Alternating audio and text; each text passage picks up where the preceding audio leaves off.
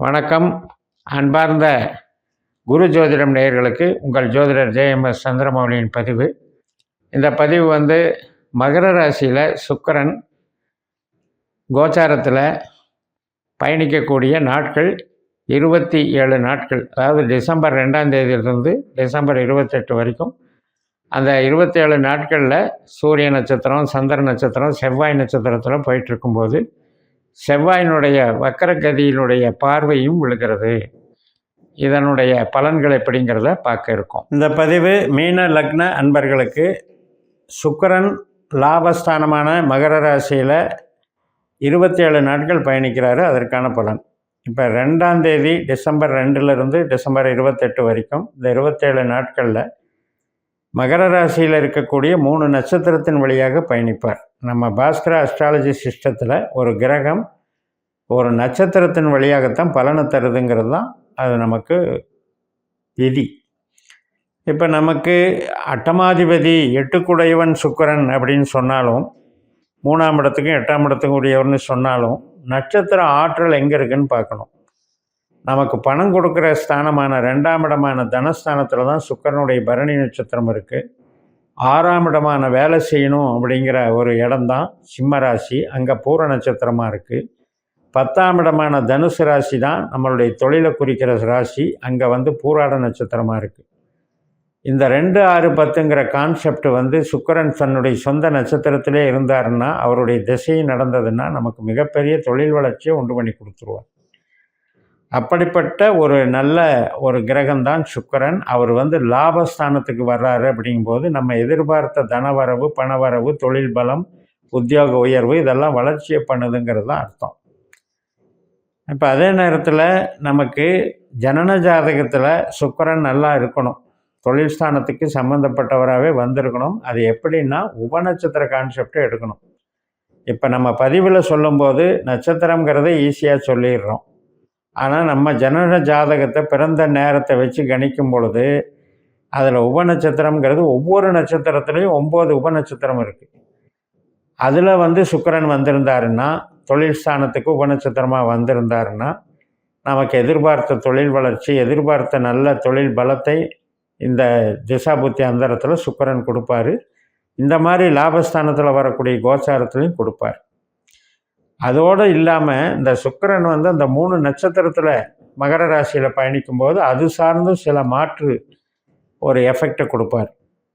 இப்போ நமக்கு சூரியன் 6ஆம் அதிபதி, ஆனால் 11ஆம் இடத்துக்கு அது 8ஆம் அதிபதி. அதனால் சில 11ஆம் இடம்ங்கிறது நண்பர்களை குறிக்குது, மூத்த சகோதர சகோதரியை குறிக்கிறது. அந்த ஸ்தானத்துக்கு அந்த சூரிய நட்சத்திரம் போகிறது கொஞ்சம் இடைஞ்சலாக இருக்கும். இப்போ டிசம்பர் 2ஆம் தேதியிலேருந்து டிசம்பர் 11 வரைக்கும் அந்த தாக்கம் இருக்கும். அவங்களுக்கு சில அவஸ்தைகள் ஏற்படும், அவங்களுக்கு சில ட்ரீட்மெண்ட்டோ அல்லது நமக்கு ஆரோக்கிய குறைபாடுகளோ சூரியனுங்கிறதுனால கெடுபலனை கொடுப்பார். அதே நேரத்தில் சூரியன் அந்த மகரத்துக்கு லாபஸ்தானமான விருச்சிகத்தில் இருக்கார். 16ஆம் தேதி வரைக்கும் சூரியன் அங்கே தான் இருப்பார். அதனால் பெரிய அளவில் பாதிக்காமையும் பார்த்துக்குவார். இப்போ அடுத்த பாயிண்ட்டு திருவோண நட்சத்திரத்துக்கு வருது சுக்கிரன். அப்போ 11ஆம் தேதியிலிருந்து 23ஆம் தேதி வரைக்கும் 12 நாட்கள் சந்திரன் மாதிரி சுக்கிரன் செயல்படுறார். சந்திரன் நமக்கு பூர்வ புண்ணிய கிரகம். சந்திரனுடைய நட்சத்திரம் நமக்கு எங்கே இருக்குது? 3ஆம் இடம், 7ஆம் இடம், 11ஆம் இடத்துல இருக்குது. அதனால் நமக்கு உறவு சார்ந்த நன்மைகள், மாஸ்டர் ஒரு ஒரு விஷயத்தை அறிவுபூர்வமாக நம்ம அதில் மாஸ்டர்ஷிப் ஆக்கிறது. 2வது நமக்கு கம்யூனிகேஷன் லைனோ, கமிஷன் துறையோ, சினிமா துறையோ, கலைத்துறையோ, புத்தகத்துறையோ இதெல்லாம் பத்திர பதிவுகள் பண்ணுறோம் இல்லையா, அந்த துறையோ, இது எல்லாத்துக்குமே நன்மை கொடுக்குது. சிறு பிரயாணங்கள், நினைத்த நபர்களை சந்தித்தல், இதுக்கெல்லாம் கணவன் மனைவி உறவு, இதுக்கெல்லாம் சாதகத்தை கொடுக்கறது தான் சந்திரன். அப்போ திருவோணத்தில் சுக்கிரன் போகும்போது இது சார்ந்த நன்மைகள் நடக்கும். நம்ம ஒரு இன்பத்தை பயன்படுத்திக்கலாம். குழந்தைகள் வழியிலையும் ஜாலியாக நமக்கு அந்த பொழுதை கொண்டு போகும். வெளியூர் பிரயாணங்கள் போகிறது வர்றது, சந்தோஷமான நிகழ்வுகளில் கலந்துக்கிறது, சுபகாரியங்களில் ஈடுபடுறது, சுபகாரியங்களுக்கான ஒரு ஆயத்த பணிகள் நமக்கு நல்லா நடக்கிறது, இதெல்லாம் நல்லபடியாக நமக்கு நிறைவேறும். அதுக்கு அடுத்தபடியாக 23ஆம் தேதியிலேருந்து 28ஆம் தேதி வரைக்கும் ஒரு 6 நாள் செவ்வாயினுடைய நட்சத்திரத்தில் செவ்வாய் மாதிரி செயல்படுறாரு. அந்த செவ்வாய் தான் இப்போ நமக்கு மீன லக்னத்திற்கு 5ஆம் இடத்துல இருக்கார். கடகராசியில் வக்கரகதியில் போயிட்டுருக்கார். அவருடைய பார்வை சுக்கிரன் மேலே விழுகுது. அப்போ இது ஒரு வகையில் நல்ல அமைப்பு தான். உறவுகள் சார்ந்த விஷயங்களுக்கும் ஒரு திருமண நிச்சயிக்கிறதுக்கு எல்லாத்துக்குமே சிறப்பாக இருக்கும். நூதனமான கருவிகள், இப்போ ஆர்கிடெக்டு சம்மந்தப்பட்டது, ஹார்ட்வேர் சம்மந்தப்பட்டது, ஸ்பேர் பார்ட் சம்மந்தப்பட்டதெல்லாம் நூதனமான கருவிகள், ரியல் எஸ்டேட்டு, விவசாயம், இது சார்ந்து நம்ம ஒரு டிசைனிங்கில் இருக்கிறது. அதனால் கலைத்துறையில் சினிமா துறையில் ஈடுபடுறது, இதெல்லாம் இந்த செவ்வாய் சுக்கிரன் காம்பினேஷன் நல்லா ஒர்க் அவுட் ஆகும். இஷ்ட தெய்வ வழிபாடு, குலதெய்வ வழிபாடு, ஆன்மீகம் சார்ந்த நன்மைகள் இதுக்கும் நல்லாயிருக்கும். அப்போ இந்த செவ்வாய் சுக்கிரன் நமக்கு 5ஆம் இடத்துலையும் 11ஆம் இடத்துலையும் இந்த பரஸ்பர பார்வையினால் நமக்கு நல்ல நன்மைகளை செய்யக்கூடிய நம்ம ஜனனஜாதத்தில் கெடாமல் இருக்கணுன்றதை பார்த்துக்கணும். நம்ம ஜனனஜாதத்தில் நம்ம பிறந்த நேரத்தின்படி 8ஆம் பாவ உபநட்சத்திரமாகவோ 12ஆம் பாவ உபநட்சத்திரமாகவோ இந்த செவ்வாயோ சுக்கிரனோ வந்திருந்தால் இது நல்லதை கெட்டதாக்கிடும்.